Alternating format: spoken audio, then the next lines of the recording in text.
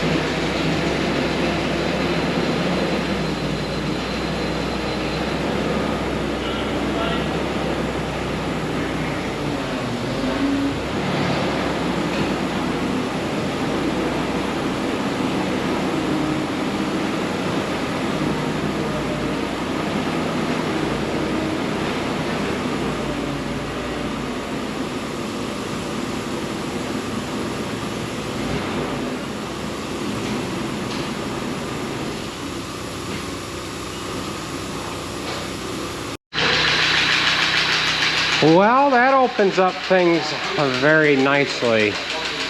So rather than try to force that chain off past that tensioner, what we're going to do is release the tensioner. In other words, we're going to loosen that bolt up, It actually needs to be tightened anyways. You can kind of see that the spring isn't down to the indicator.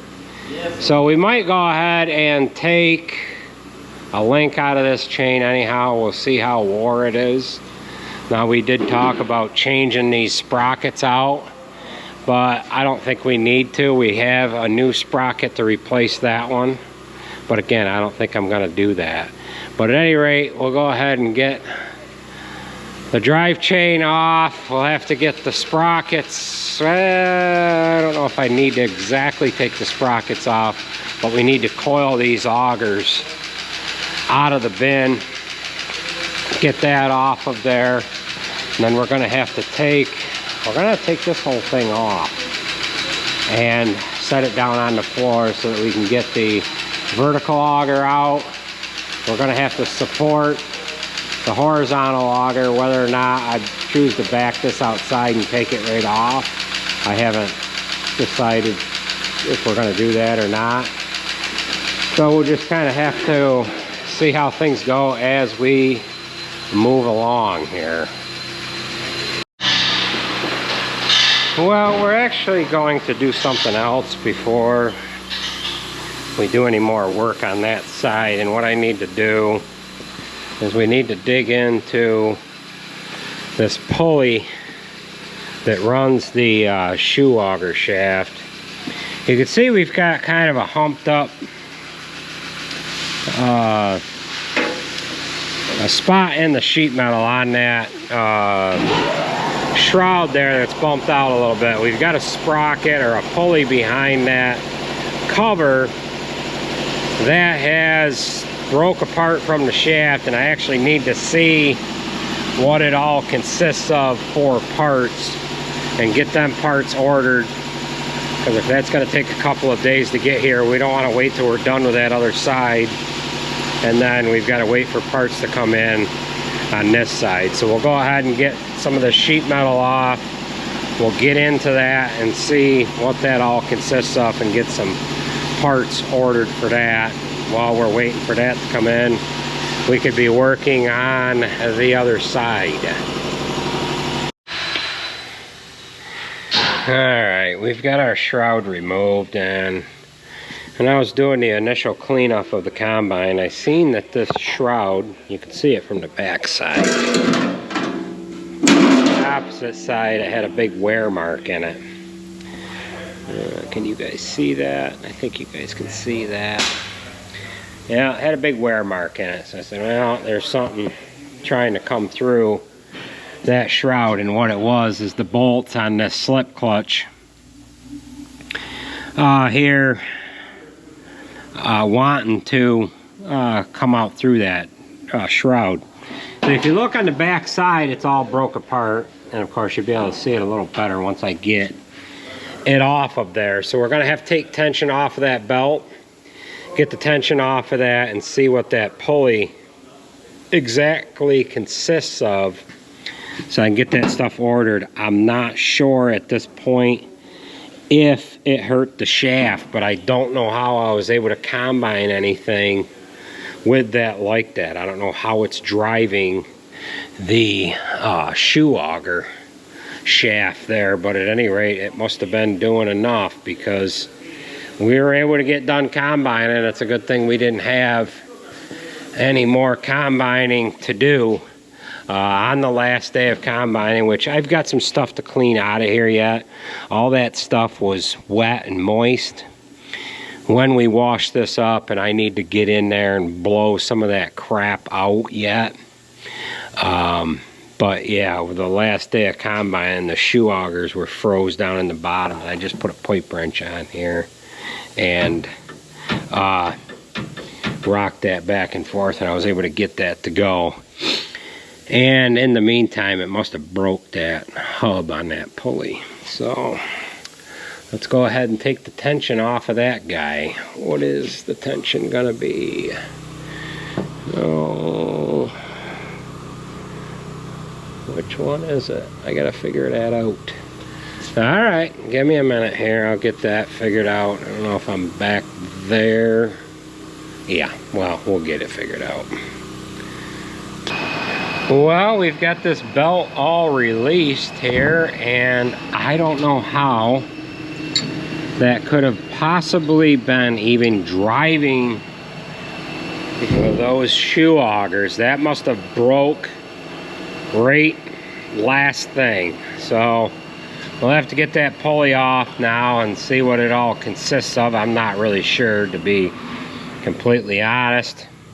We've got a M20 nut on the end. We could get that off and see what it consists of, but I would assume there's a keyway in there, and I don't know. I don't know what in the heck would even allow that to be driven to finish up the last little bit.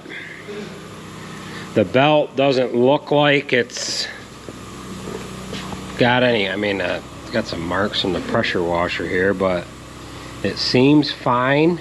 So it can't be that it's been too awful cocked on there that long, because the belt would have had a lot of wear on one side or the other. So we'll go ahead and get that the rest of the way off of there. Alright, so it was a little bit of a challenge, but we ended up getting that nut off. Slide this guy out. Pull our keyway out so it doesn't look like it hurt the shaft too much. So I think that's okay, but it blew the center of the hub out. And what do you know, there's a grease zerk there too. That hasn't been getting any grease. Alright, so I think it was just barely catching on the keyway. Maybe when this pulley was getting torqued, it might have, yeah, I guess I really don't know what was actually driving that, but it was working. I don't know, maybe this is quite a bit smaller, or hopefully that shaft is not supposed to be bigger. So yeah, we'll need that. We'll get this apart and see what's going on. Well, we've got this guy all apart, and this is a slip clutch here.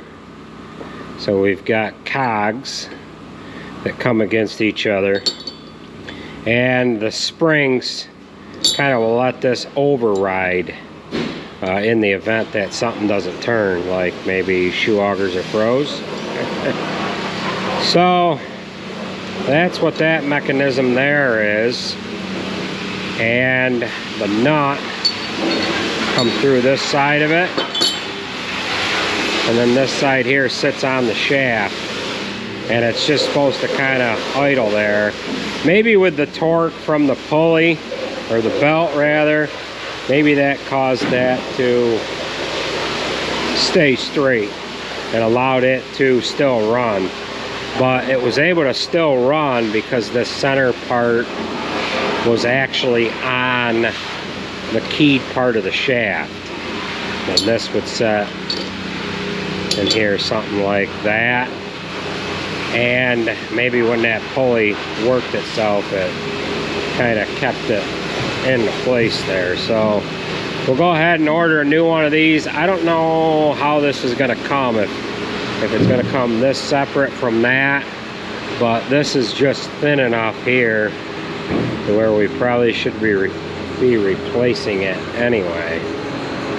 So this would bolt or come up against that there. So yeah,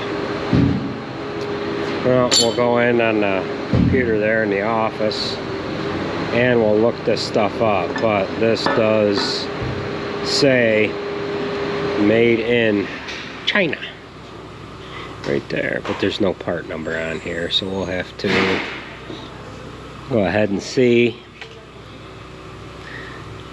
what it is. Actually, there's a number right there. Okay, so we have the parts page pulled up for that pulley assembly, and we're going to go ahead and replace that center part of the hub. That looked a little bit like it was wore out, where it goes into this part of the hub that was all blown out from the back side.